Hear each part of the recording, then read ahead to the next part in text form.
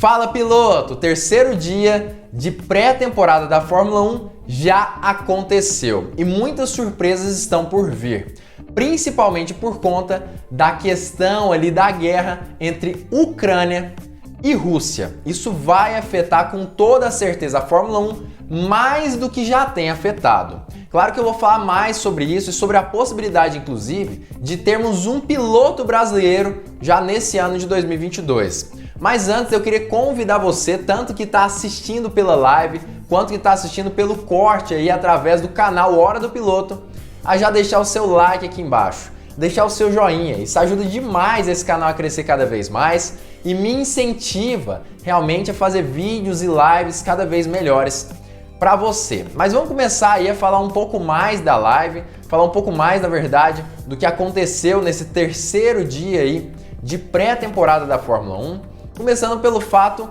um pouco diferente. E qual fato seria esse? Na verdade, o grande fato que é diferente mesmo dessa pré-temporada, que pelo menos eu nunca tinha presenciado, foi que a Fórmula 1 liberou que caminhões-pipa entrassem na pista para molhar o traçado durante os treinos da tarde. Eu vou falar um pouco mais sobre isso, inclusive trazer imagens aí para vocês, mas já é uma informação interessante. Mas vamos falar agora sobre a questão da Haas na Fórmula 1. Para quem não sabe, a equipe Haas tem um seríssimo problema.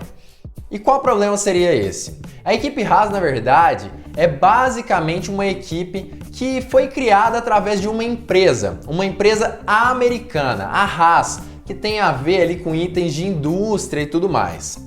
Outra questão importante é que o principal piloto que traz o principal patrocinador é russo, tanto o piloto quanto o seu patrocinador, quanto o seu pai, que é justamente o dono dessa empresa que patrocina a Haas, que é a equipe americana. Isso significa basicamente que nesse momento específico nós temos uma equipe americana sendo financiada por uma grandíssima empresa de agrotóxicos russa. E justamente por conta dessa questão entre Ucrânia e Rússia, não fica muito bacana realmente ser uma equipe americana e ser financiada por uma empresa russa. Justamente por conta disso, olha o que a Haas fez de ontem para hoje, depois dos ataques, que aconteceram, infelizmente, lá na Ucrânia. A Haas basicamente retirou todos os seus patrocínios ligados a Ural-Kali. Isso significa basicamente que, pelo menos o que a gente percebe, é que na verdade eles estão tentando se distanciar dessa empresa que tem sim financiado a equipe nos últimos anos. Outra questão importante é que justamente o dono dessa empresa que financiava a equipe Haas, o pai do Nikita Mazepin, foi chamado pelo presidente da Rússia, o Putin mesmo, para uma reunião ontem, junto com outros empresários. Isso significa basicamente que, de certa forma, eles estão juntos nessa, Não pega muito bem de forma alguma. Mas a Haas já anunciou que, apesar da diminuição aí do financiamento, ela não irá fechar nesse ano de 2022. Ela não corre esse risco. E na verdade isso já é sim uma ótima notícia para quem gosta realmente de Fórmula 1. Mas acabou que ainda assim o piloto que foi para a pista nesse dia, pelo menos na parte da manhã, foi justamente o piloto Nikita Mazepin, o russo Nikita Mazepin. Tá aí algumas imagens dele dentro do carro antes mesmo dele sair para os treinos aí na parte da manhã. E a questão é que já não faltava sorte para o piloto russo. Na verdade, ele acabou também tendo problemas importantes no seu carro. Deu apenas 9 voltas se nós formos somar o dia inteiro, desse terceiro dia de pré-temporada da Fórmula 1. Como já não bastasse todos esses problemas que ele vem tendo por conta desses conflitos entre Ucrânia e Rússia. E acabou realmente que ele deu apenas essas 9 voltas e talvez sejam as últimas 9 voltas do piloto russo na Fórmula 1. Aparentemente o que aconteceu foi basicamente um vazamento de óleo que comprometeu também os treinos da tarde da Haas. Situação muito comum nesse terceiro dia de pré-temporada para muitas equipes na Fórmula 1. Diversas equipes tiveram problemas e é claro que eu vou falar tudo sobre isso nesse vídeo no decorrer dessa live. Mas outra questão muito importante é justamente o que eu já venho adiantando nesse vídeo até aqui. Nikita Mazepin pode sair da Haas assim como a empresa do seu pai. E se isso acontecer, qual piloto poderia entrar no seu lugar? Na verdade, existem diversas opções. Uma delas é brasileira e, segundo o próprio chefe de equipe da Haas, Pietro Fittipaldi é o primeiro na fila para substituir Nikita Mazepin se o piloto realmente acabar saindo da equipe americana. E a notícia ainda continua crescendo, principalmente pelo fato que algumas mídias aí, alguns jornais lançaram uma imagem relativamente polêmica, mas muito interessante, principalmente para quem é brasileiro. Tá aqui a imagem para vocês. Tá meio borrada, não tem a melhor qualidade do mundo, mas dá para ver com muita clareza que é justamente Pietro Fittipaldi com um novo uniforme da Haas desse ano de 2022, fazendo uma sessão ali de fotos e vídeos que se assemelha e muito àquela primeira sessão mesmo, aqueles vídeos e fotos que aparecem na vinheta da Fórmula 1 quando vai se iniciar uma corrida. É bem provável, pelo menos segundo diversas fontes que eu tenho aí dentro da Fórmula 1 e que eu já vou contar para vocês, inclusive, quem são essas fontes, porque eles têm canal no YouTube, e realmente Pietro Fittipaldi tem grandes chances de entrar para a equipe Haas de Fórmula 1 e se tornar um piloto titular da equipe nesse ano de 2022, pelo menos por um prazo específico até que a equipe encontre outro piloto. Na verdade, os canais que eu tenho realmente para indicar para vocês é apenas um, chama-se Grid de Largada, com o jornalista Dan, que tem informações de qualidade muito interessantes para vocês. Vocês não fazem ideia e muitas vezes ele consegue lançar essas informações primeiro que todo mundo. Então anota aí, Grid de Largada, canal muito bacana que vocês não podem perder. Já se inscrevam lá porque o cara é o meu amigo e é muito bacana conhecer esse canal um pouco mais. Outra questão muito importante que também acabou afetando a Fórmula 1 foi o cancelamento do GP da Rússia de Fórmula 1 nesse ano de 2022. Claro que o promotor foi completamente contra o cancelamento do seu GP dentro de casa, mas a Fórmula 1 foi sim muito dura com relação a isso tudo.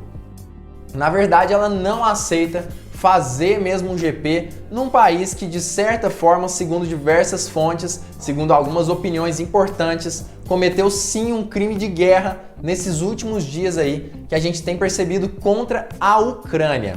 Ou seja, o GP da Rússia foi cancelado, provavelmente o patrocínio da equipe russa lá na Haas também foi cancelado e o piloto russo deve sair da equipe para a entrada do Pietro Fittipaldi brasileiro. Isso é óbvio que são ainda suposições, mas realmente são boatos, rumores muito fortes e que são importantes mesmo de serem falados. Agora vamos falar um pouco mais aí sobre o que aconteceu nesse terceiro dia aí de treinos da pré-temporada. Começando a falar sobre a Mercedes em si.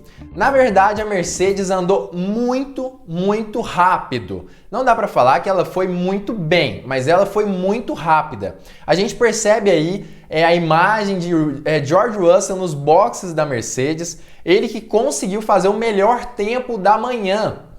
Claro, com os pneus de compostos mais macios, C5, mas ainda assim, o melhor tempo da manhã realmente. Entretanto, logo depois, na parte da tarde, Lewis Hamilton também veio para fazer ótimos tempos pela Mercedes. Chegou a andar assim embaixo de chuva, fez um dos melhores tempos ali da Fórmula 1 de uma forma geral, bem à frente inclusive de Sérgio Pérez, que estava andando na sua Red Bull, e no finalzinho ali da tarde, desse treino da tarde, ele teve a oportunidade de também colocar esses pneus de compostos C5, sair para a pista e ser 1/10 mais veloz do que George Russell. Significa que foi uma dobradinha nesse último dia de pré-temporada aí da Fórmula 1 em Barcelona, com Lewis Hamilton em primeiro lugar e George Russell em segundo.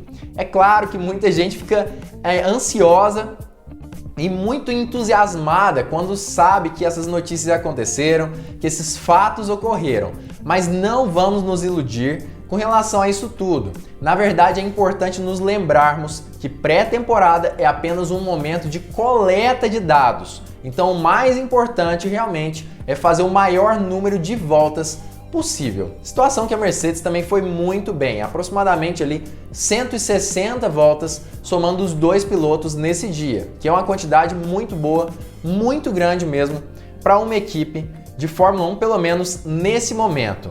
Depois a gente pode falar assim, inclusive sobre a Ferrari. Ontem a Mercedes, ali George Russell, chegou a falar que, na verdade, Lewis Hamilton chegou a dizer que a Ferrari está alguns meses à frente da Mercedes, aproximadamente 2 ou 3 meses à frente da equipe.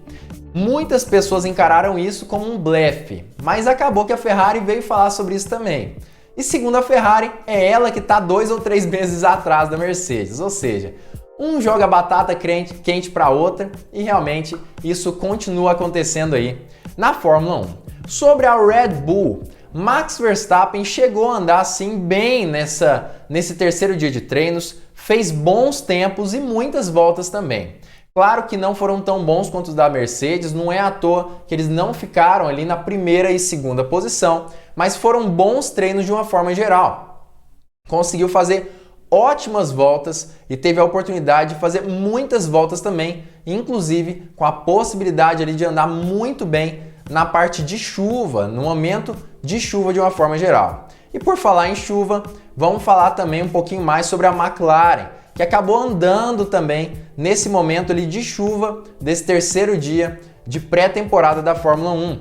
E é justamente essa equipe que a maioria ali dos especialistas tem falado que é a equipe mais veloz do circo da Fórmula 1 nessa pré-temporada de 2022. Isso não significa tanto, principalmente pelo fato que o próprio Lando Norris não gostaria de ter feito os melhores tempos até agora. Ele que fez, sim, tanto ele quanto o Ricciardo, fez tempos muito velozes com a McLaren. Ele não gostaria que isso tivesse acontecido, porque assim eles são superestimados e ele não acredita que eles estão tão velozes quanto os tempos falam, quanto o grid fala de uma forma geral. Outra equipe muito importante também foi a própria Aston Martin. E por que ela é tão importante? Sebastian Vettel andou assim, deu boas voltas na Aston Martin, mas infelizmente o carro também deu problema. Ele que é um dos pilotos que a maioria aí dos fãs gosta, curtem muito Sebastian Vettel, acabou tendo problemas com seu carro e chegou até mesmo a ter um vazamento de óleo que impossibilitou dele estar andando ali na Aston Martin, de Lance Stroll estar andando, coletando mais dados na parte da tarde. O vazamento de óleo fez sim com que o carro tivesse um pequeno incêndio.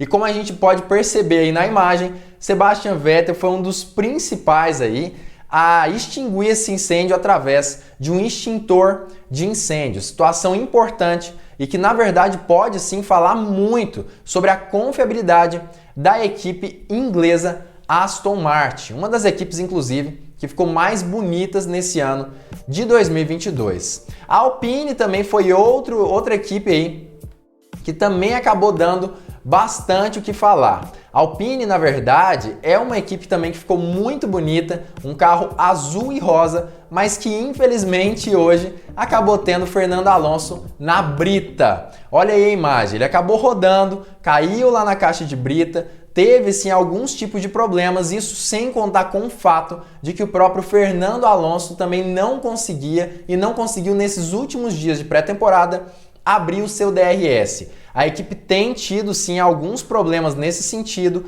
problemas sérios, e que se com certeza ela não tivesse, ela teria testado pelo menos essa asa móvel do seu carro. Mas aparentemente não foi possível que ela fizesse isso. E o próprio Fernando Alonso também foi outro cara que teve sim alguns problemas sérios no seu carro. Na verdade, ele também teve um vazamento de óleo, como a gente pode perceber aí na imagem, mas na verdade ele acabou ficando fora do treino da tarde também. Não chegou a pegar fogo em si, mas acabou sendo um prejuízo muito grande tanto para Alonso quanto para a própria Alpine esse vazamento de óleo, que é óbvio que também fez com que o carro fosse levado aos boxes e tivesse que ser consertado até o próximo dia aí de treinos da Fórmula 1, que vai acontecer ainda em muito tempo, só lá para março agora. Outra equipe que também chamou muita atenção foi justamente a AlphaTauri, mas não foi de forma positiva.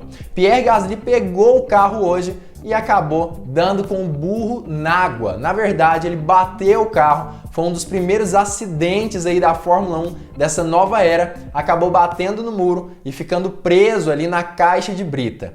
O carro acabou sendo levado de volta aos boxes. Situação normal, como nós sabemos, na Fórmula 1, mas muito triste para uma equipe que não é das maiores, é claro, na categoria de uma forma geral. E como eu já disse, inclusive, a própria pista ali no período da tarde foi molhada por caminhões-pipa. Uma imagem bem engraçada, na verdade, para quem gosta de Fórmula 1. Os caminhões-pipa andando ali pela pista. Mas para quem já é piloto há algum tempo, talvez já tenha visto algumas vezes na sua vida caminhões andando pela pista.